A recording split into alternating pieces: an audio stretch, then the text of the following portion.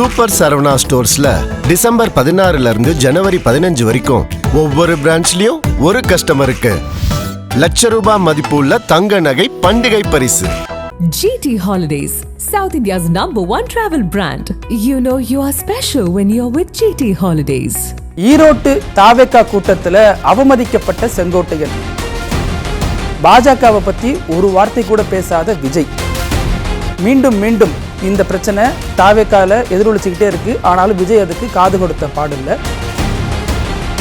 அதே நேரம் விஷால அடுத்த முதல்வர்னு அறிவிச்ச செங்கோட்டையன் இப்படின்னு பல கலையபரங்களுக்கு மத்தியில் பல குழப்பங்களுக்கு மத்தியில் தாவேகாவினுடைய அந்த ஒரு கூட்டம் நடந்து முடிந்திருக்கு. இதை பத்தி விரிவா பார்த்துடலாம். அவங்க ரெண்டு பேரும் சொன்னதை இப்ப நானும் ரிப்பீட் பண்றேன். திமுக ஒரு தீய சக்தி.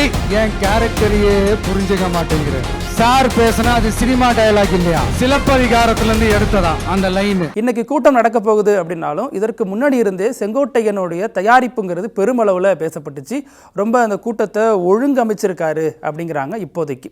ஏன்னா அதற்கு பின்னணியில் பல வேலைகள் செங்கோட்டையன் பார்த்தாரு. ஒவ்வொரு ஃப்ளெக்ஸுக்கு கீழேயும் இரும்பு தகடுகள் பதிக்கிறதாக இருக்கட்டும், மரத்துக்கு மரம் காவல்துறை பாதுகாப்பு கேட்டதாக இருக்கட்டும்னு நிறைய விஷயங்கள் செங்கோட்டையன் ரொம்ப துரிதமாக செயல்பட்டிருக்காரு. கரூர் விஷயத்தை மனசில் வச்சே செயல்பட்டிருக்காரு அப்படின்னாங்க. அதே மாதிரி கூட்டம் காலையில் பெரிய அளவுலலாம் வரல. அந்த வைடர் ஆங்கிளில் நீங்கள் பார்த்தீங்கன்னா ட்ரோன் ஷாட்டில் நிறையா பின்னாடி வந்து கூட்டமே இல்லை. நேரமாக கூட்டம் சேர்ந்துருக்கு அப்படிங்கிற விஷயங்களும் பேசப்படுது. இப்போ இந்த ஈரோடு மாநாட்டை பொறுத்த வரைக்கும் இதில் முதல் முறையாக செங்கோட்டையன் விஜயோட மேடை ஏறுறாரு, பேசுகிறாரு அப்படிங்கிற எதிர்பார்ப்பு இருந்துச்சு. ஈரோட்டு செங்கோட்டையனை விஜய் ஏன் அவமதிச்சார் அப்படிங்கிற கேள்வியும் ஈரோட்டில் சுற்றிட்டு இருக்கு. ஏன் அப்படின்னா இந்த விஷயத்தை பொறுத்த வரைக்கும் பொதுவாக அதிமுகவில் மிக நீண்ட ஆண்டுகளாக பயணித்தவர் தான் செங்கோட்டையன். அரசியல் அனுபவம் பெற்றவர். அதை நீட்சி தான் இந்த கூட்டம் வந்து அவருக்கு சாட்சியாக இருக்குது அப்படிங்கிறாங்க. ஏன்னா அந்த கூட்டத்தை அவ்வளவு நேர்த்தியாக இது வரைக்கும் யாருமே பார்த்ததில்லை, எங்கேயும் பார்த்ததில்லை. அதற்கு அரசியல் அனுபவம் பெற்ற செங்கோட்டையன் மாதிரியான ஆள் தான் தேவைப்பட்டிருக்காரு. அதனால் இந்த கூட்டம் இந்த முறை ரொம்ப சக்ஸஸ்ஃபுல்லாக நடந்திருக்கு. அங்கே வந்து சிலர் மயங்கி விழுந்திருக்காங்க, அதுக்கப்புறம் மருத்துவமனையில் சேர்க்கப்பட்டிருக்காங்க. அப்புறம் புசி ஆனந்தனுடைய கார் வரும்பொழுது சின்ன தகராறு ஏற்பட்டிருக்கு. இவர் யாருன்னே தெரியாதனால போலீஸ் நிப்பாட்டியிருக்காங்க. அதற்கு தாவேகா நிர்வாகி, ஏங்க தெரியாதா, அவர் பொதுச் செயலாளருங்க, அவர் உங்களுக்கு தெரியாதா அப்படின்னு கேட்குறாங்க. அதற்கு போலீஸார், ஏங்க எனக்கு எப்படிங்க தெரியும், விவிஐபி பாஸ் ஒட்ட வேண்டி தானே அப்படிங்கிற அந்த வாக்குவாதங்களும் போயிட்டு இருந்திருக்கு. இன்னொரு பக்கம் ஏன் செங்கோட்டையன் அவமதிக்கப்பட்டார் அப்படிங்கிற கேள்வி பிரதானமாக எழுந்து நிற்குது. ஏன் அப்படின்னா அவர் வந்து ஒரு சாதாரண நேற்று வந்த அரசியல்வாதி கிடையாது. அவருக்கு பல ஆண்டுகால அரசியல் வரலாறு இருக்குது, அரசியல் பின்னணி இருக்குது. அது சரி தவறுங்கிற விமர்சனத்தை தாண்டி செங்கோட்டையன் தமிழக அரசியல் வரலாற்றில் ஒரு முக்கியத்துவம் வாய்ந்த நபராக தான் இன்றளவும் பார்க்கப்படுகிறார். இந்த விவகாரத்தில் இன்னைக்கு மேடை ஏறும் பொழுது, அதாவது பொதுவாக திராவிட இயக்க மேடைகள் அல்லது மற்ற கட்சி மேடைகள் எப்படி இருக்குன்னா அனைத்து தலைவர்களும் பேசுவாங்க. அதில் தலைவர் பேசுகிறதுக்கு முன்னாடி அந்த கட்சியினுடைய மோஸ்ட் சீனியர் லீடர் பேசுவாங்க. முக்கியத்துவம் வாய்ந்த ஒரு நபர் தான் தலைவர் பேச்சுக்கு முன்னாடி பேசுவார். ஆனால் இந்த ஒரு மேடையில் இந்த ஒரு நிகழ்ச்சியில் பார்த்தோம் அப்படின்னா அருண்ராஜ் பேசுகிறாரு, புசி ஆனந்த்லாம் பேசுகிறாரு, ஆதவர்ஜுனா பேசுகிறாரு. அப்புறம் தான் செங்கோட்டையன் பேசியிருக்கணும், அதுக்கப்புறம் தான் விஜய் பேசியிருக்கணும். இந்த ஹைராரிக்கு இல்லாமல் புசி ஆனந்த், ஆதவர்ஜுனா, நிர்மல்குமார் இவங்களுக்கெல்லாம் முன்னாடியே செங்கோட்டையனை பேசுறதுக்கு அழைக்கிறாங்க. அவர் வந்து ரொம்ப அவமதிக்கப்பட்டிருக்கார் அப்படிங்கிற குமுறல் இப்போது எழத் தொடங்கி இருக்கு. ஏன்னா இது வந்து அவர் நேற்று வந்து ஒரு மாதிரி டீல் பண்ணுறாங்க. அவருக்கான அரசியல் பின்புலத்தோடு அவர் பொருந்தி பார்க்காம ஜஸ்ட் லைக் தட் அவர் வந்து ரொம்ப முன்னாடியே பேச கூட்டுட்டாங்க அப்படிங்கிற ஒரு பொறுமல் இப்போ அந்த பக்கத்தில் கேட்க தொடங்கி இருக்கு. இன்னொரு பக்கம் செங்கோட்டையன் வந்து மைக்கை பிடிச்சு பேசுகிறாரு. அவர் ரொம்ப நீண்ட நாட்களுக்கு பிறகு இப்படி ஒரு கூட்டத்தில் பேசுகிறாருங்கிறத புரிஞ்சுக்க முடியுது. ஆனாலும் அவர் உள்ளத்தில் இன்னமும் அதிமுக தான் இருக்குது. மனதளவில் இன்னும் அதிமுக காரராகவே செங்கோட்டையன் இருக்கிறாருங்க அப்படிங்கிறது தான் நம்ம அந்த வீடியோவில் அவர் பேசுகிறத பார்க்கும்பொழுது புரிஞ்சுக்க முடியுது. ஏன் அப்படின்னா செங்கோட்டையன் வந்து ஒரு இடத்துல வந்து பேசும்பொழுது தமிழ்நாட்டை நாளை ஆளப்போகும் அப்படின்னு சொல்லிட்டு புரட்சி தலைவர் அப்படின்னு சொல்ல வந்துட்டாரு, அல்லது புரட்சி தமிழர்னு சொல்ல வந்தாரா அப்படிங்கிறது தெரியல. ஆனால் டக்குன்னு சுதாரிச்சு புரட்சி தளபதி அப்படின்ட்டாரு.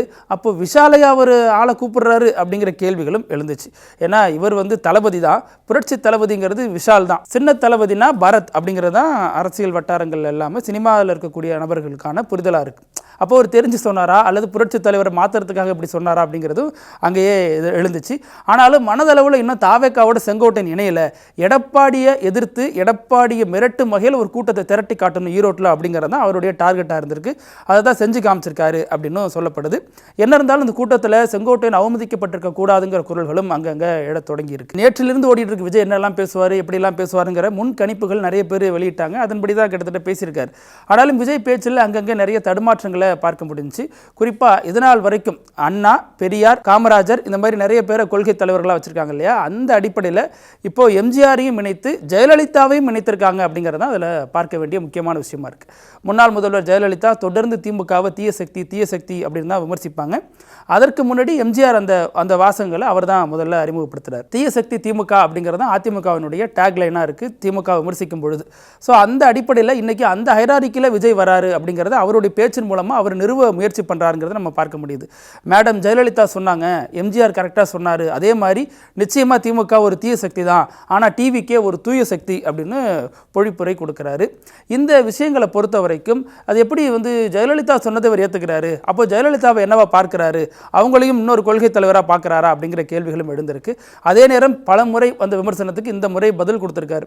அப்போ அதிமுகவை எப்போ சார் விமர்சிப்பீங்க அப்படின்னு கேட்டதுக்கு அதெல்லாம் கிடையாது, அண்ணா எம்ஜிஆர் எங்களுடைய தலைவர், அதுக்கெல்லாம் எல்லாரும் உரிமை கொண்டாடிட்டு இருக்க முடியாது சொல்லிவிட்டேன் அப்படின்னு கலோக்கியல் ஸ்லாங்கில் பேசிட்டு, அதற்கப்புறம் இதெல்லாம் யாரும் அழக்கூடாது, அவங்க எல்லாருக்கும் உரிமை கொண்டாடலாம், எல்லாருக்கும் அந்த உரிமை இருக்குது அப்படின்னு சொல்லிட்டு, அதற்கப்புறம் இந்த மாதிரி ஃபீல்டில் இருக்கிறவங்கள மட்டும்தான் நாங்கள் விமர்சிப்போம், குறிப்பாக ஃபீல்டில் இருக்கக்கூடிய திமுகவை தான் நாங்கள் விமர்சிப்போம் அப்படின்னு சொல்கிறாரு. அதன் மூலமாக பாஜகவையை விமர்சிக்க தவறுறாரு அப்படிங்கிறதும் கேள்வி எழும்புது. அதே நேரம் உங்கள் ஆசைக்காவெல்லாம் நான் விமர்சிச்சுட்டு இருக்க முடியாது அப்படின்னு மறைமுகமாக அதிமுகவை சாடுறாரு. அதிமுகங்கிற ஒரு கட்சி ஃபீல்டிலே இல்லை அப்படிங்கிறது தான் அவருடைய பேச்சின் அர்த்தமாக புரிந்து கொள்ள முடியுது. அப்புறம் இந்த பேச்சில் பிரதானமாக எதிர்பார்க்கப்பட்ட ஒரு விஷயம், அதாவது செப்டம்பர் 27 கரூர் நடந்த பிரச்சாரம், அங்கே இறந்த 41க்கு பிறகு விஜய் இங்கே தான் பேசுகிறார் தமிழ்நாட்டில். இடையில 9ஆம் தேதி பாண்டிச்சேரியில் பேசியிருந்தாலும் இங்கே ஈரோட்டில் அடுத்து பேச போகிறார் அப்படிங்கிற எதிர்பார்ப்பு கிளம்பின உடனே என்ன செய்திகள் கசிஞ்சிச்சு அப்படின்னா, ஈரோட்டிலிருந்து விஜய் கரூருக்கு போகிறார், அங்கே பாதிக்கப்பட்ட மக்களை சந்திக்க போகிறார். ஏன்னா இது வரைக்கும் நேரில் அவர் சந்திக்கலங்கிற ஒரு பிரச்சனை பெருசாக பேசப்பட்டுட்டே இருக்கு. அதை சார்ட் அவுட் பண்ணுறதுக்காக விஜய் நேராகவே போய் கரூர் மக்களை அவங்க வீட்டிலே சந்திக்கிறாருங்கிற ஒரு விஷயமும் பேசப்பட்டுச்சு. ஆனால் அப்படியெல்லாம் எதுவுமே இப்போ நடக்கல. விஜய் நேரையாக மீட்டிங் முடிச்சுட்டு ஏர்போர்ட்டுக்கு போயிட்டார் அப்படிங்கிறது தான் தகவலாக இருக்குது.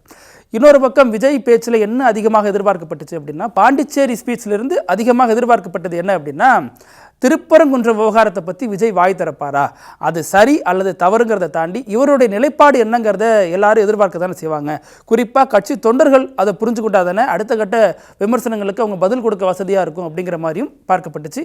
அது மட்டும் இல்லாமல் தமிழகத்தை ஆளப்போகிறேன் அப்படின்னு சொல்லக்கூடிய விஜய் திருப்பரங்குன்றத்தில் என்ன நிலைப்பாடு எடுத்திருக்காரு, பாஜக பக்கம் நிற்கிறாரா அல்லது திமுக பக்கம் நிற்கிறாரா அல்லது இவர் வேறு ஏதாவது ஒரு கருத்தின் அடிப்படையில் இந்த விஷயத்தை அணுகிறாரா அப்படிங்கிறது விஜய் தெளிவுபடுத்தணும்ல அப்படிங்கிற எதிர்பார்ப்பு பாண்டிச்சேரி பேச்சிலேயே இருந்துச்சு. ஸோ இந்த ஈரோட்லேயும் அந்த ஒரு பேச்சில் அந்த ஒரு கருத்தை அவர் சொல்ல போகிறாரா அப்படிங்கிற எதிர்பார்ப்பும் இருந்துச்சு. ஆனால் வழக்கம் போல் இதையும் விஜய் பாய்காட் பண்ணியிருக்காரு. அந்த விஷயத்தை தொடவே இல்லை.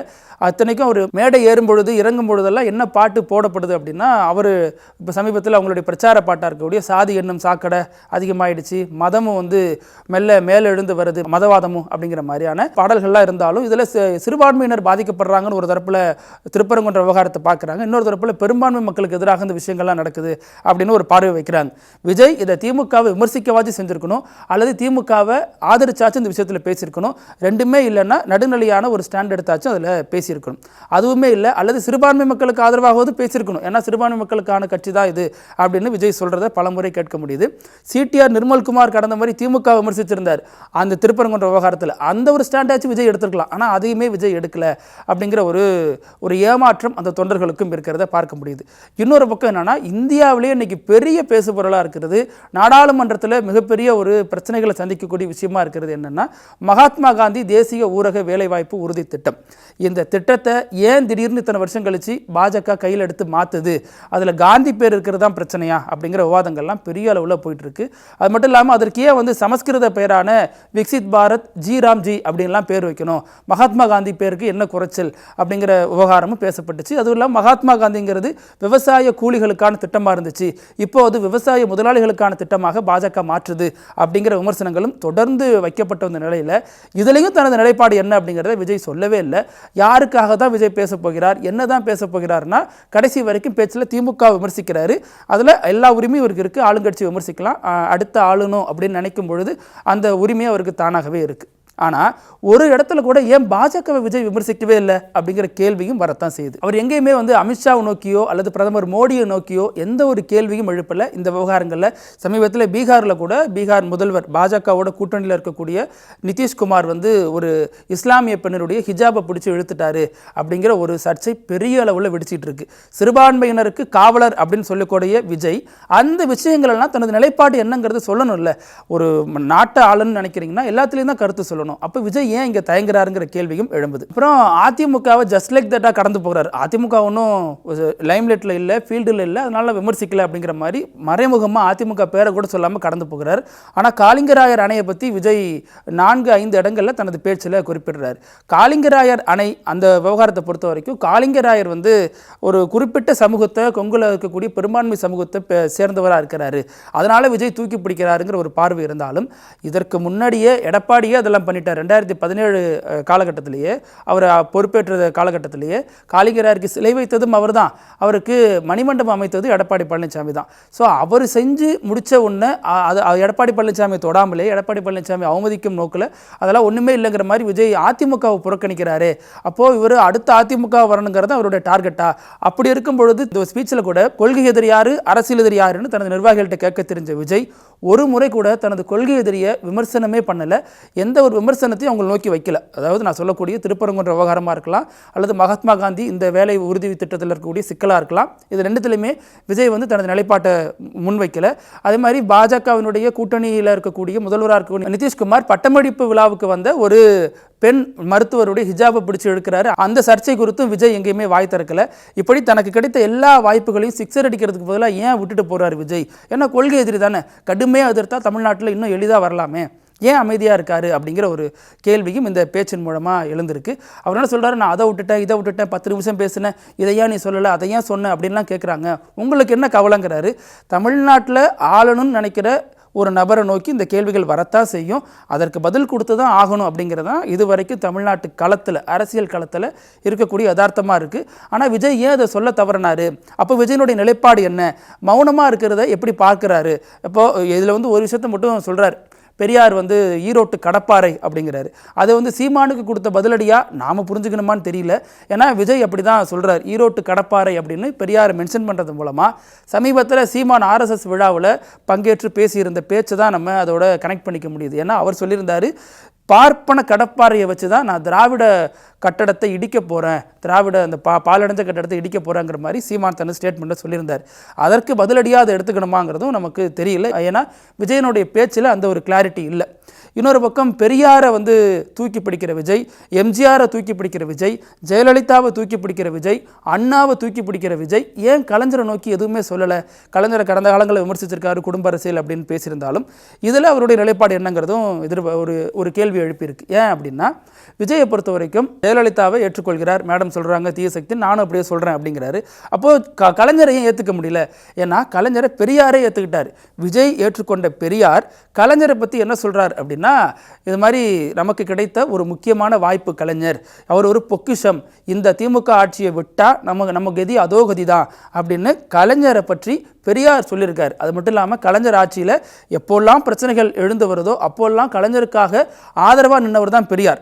அப்போ பெரியாரை விஜய் எப்படி பார்க்குறாரு? ஏன்னா கலைஞரை ஆதரித்த பெரியாரை விஜய் எப்படி பார்க்குறாருங்கிற ஒரு கேள்வி வருது. அதே மாதிரி இந்த விஷயத்தில் பொறுத்த வரைக்கும் பெரியார் பொறுத்த வரைக்கும் அண்ணாவா காமராஜரா அப்படின்னு வந்தால் அண்ணாவை அந்த காலகட்டங்களில் அவர் விமர்சித்தார், காமராஜரை ஆதரித்தார். நாவலராக கலைஞரான்னு வரும்பொழுது பெரியார் வந்து கலைஞரை தான் ஆதரித்தார்.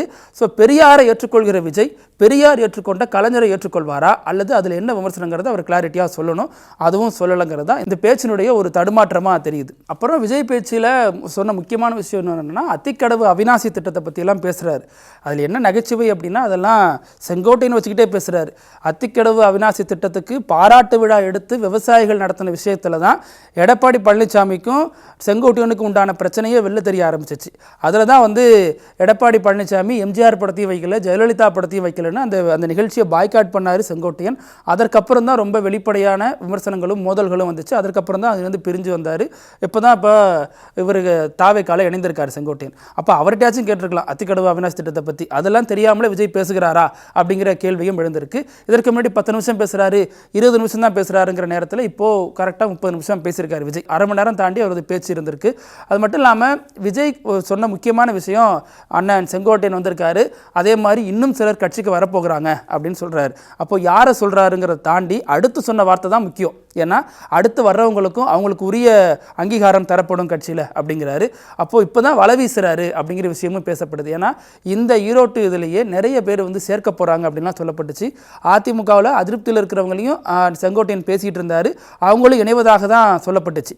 ஆனாலும் போதிய எண்ணிக்கை இல்லாதனால பெரிய அளவில் ஒரு மாஸ் ஃபிகர், மக்களுக்கு தெரிந்த ஒரு முகங்கள் யாரும் பெரிய அளவில் இல்லாதனால அந்த ஒரு இணைப்பு விழாவை செங்கோட்டையன் ரத்து பண்ணதாகவும் தகவல் இப்போது வெளியாகிருக்கு. என்னதான் வந்து மரத்துக்கு மரம் போலீஸ் பாதுகாப்பு போட்டாலும், ஃப்ளெக்ஸுக்கு ஃப்ளெக்ஸ் போலீஸ் பாதுகாப்பு போட்டாலும், விஜய் பேசிக்கிட்டு இருக்கும் பொழுது அங்கே ஒரு தொண்டர் வந்து ஸ்பீக்கர் கட்டி வச்சு பெரிய ஒரு கம்பியில் டகடகன்னு ஏறிட்டார். அதற்கப்புறம் விஜய் வந்து தம்பி வேணாம் இறங்குங்க அப்படின்னு சொல்லி முத்தந்தர இறங்கினான்னு சொன்னதுக்கப்புறம் அந்த இது நடந்திருக்கு. இத்தனை போலீஸ் பாதுகாப்பு, இத்தனை தொண்டர்கள், இத்தனை கட்சி நிர்வாகிகள் இருக்கும் பொழுது அவர் எப்படி மேலே ஏறினாருங்கிற கேள்வியும் இயல்பாகவே வரத்தான் செய்யுது. இந்த விஜயனுடைய பேச்சை பொறுத்த வரைக்கும் மீண்டும் இதில் வந்து பாஜகவை பற்றி அவர் பேசவே இல்லை அப்படிங்கிறதும், நாட்டில் நடக்கக்கூடிய முக்கியமான பிரச்சனைகளான மகாத்மா காந்தி தேசிய ஊரக வேலைவாய்ப்பு திட்டம் பற்றியோ அல்லது திருப்பரங்குன்றம் நேற்று கூட நீதிமன்றத்தில் அது பெரிய அளவில் பேசப்படுது, அதை பற்றியோ எந்த கருத்தும் விஜய் ஏன் சொல்லலை அப்படிங்கிற கேள்விகள் எழுந்திருக்கு. அது மட்டும் இல்லாமல் காளிங்கராயர் சேர்த்ததன் மூலமாக விஜய் வந்து அந்த சமூக மக்களுடைய ஆதரவு திரட்ட முயற்சி பண்ணுறாராங்கிற கேள்வியும் எழுந்திருக்கு. அதே மாதிரி விஜய் பேச்சில் இருந்த இன்னொரு முக்கியமான அங்கம் என்ன அப்படின்னா, இலவசங்கள் பற்றி அவர் பேசியிருந்தார். நான் இலவச வீடு தருவோம் அப்படின்னு சொன்னோம், அதாவது அது இலவசங்கிற வார்த்தையில் எனக்கு உடன்பாடு கிடையாது அப்படின்னு சொல்லிட்டு, இந்த மாதிரி நாங்கள் மக்களுக்கு வீடு தருவோம் அப்படின்னு சொன்னோம், அதெல்லாம் ஆல்ரெடி கொடுத்துட்டோம் அப்படிங்கிறாங்க, நாங்கள் ஒன்று திமுக மாதிரி வாயால் வடை சுட மாட்டோம், அது எப்படி செய்வோம் அப்படிங்கிறத சொல்ல வராருன்னு நினச்சா விஜய் அதை சொல்லலை. அந்த இடத்துல பெரிய தடுமாற்றம் இருந்ததாகவே பார்க்க முடிஞ்சு. ஏன்னா இலவச வீடுன்னு சொன்னார், அதுக்கப்புறம் எல்லாரும் படிச்சிருக்காங்க அப்படிங்கிறாரு, ஆனாலும் ஸ்கூலை மூடிட்டாங்க அப்படிங்கிற விமர்சனத்தை முன் வச்சார். அந்த ஸ்கூல் மூடலை, அது ஒன்னோட ஒன்று இணைக்கப்பட்டிருக்கு அப்படின்னு தமிழக அரசு கடந்த காலங்களில் விளக்கம் கொடுத்ததையும் நம்ம இதோட பொருத்தி பார்க்கணும். இதே மாதிரி வேறொரு நிகழ்ச்சியில் வேறொரு சந்தர்ப்பத்தில் சந்திக்கலாம். நன்றி. நக்கீரன் டிவிக்கு சப்ஸ்கிரைப் செய்யுங்கள். உங்கள் ஆதரவே எங்கள் பலம். ஆசிரியர்களுக்கு நண்பனாகவும் மாணவர்களுக்கு ஆசானாகவும் திகழும் தேர்வு வழிகாட்டி. ஒவ்வொரு பாடத்திற்கும் அனுபவமிக்க ஆசிரியர்களின் துல்லியமான தெளிவான விடைகள். CNC இருக்கு, தேர்வு பயம் எதற்கு? இது தீரன் பப்ளிஷிங் ஹவுஸ் விற்பனை வெளியீடு.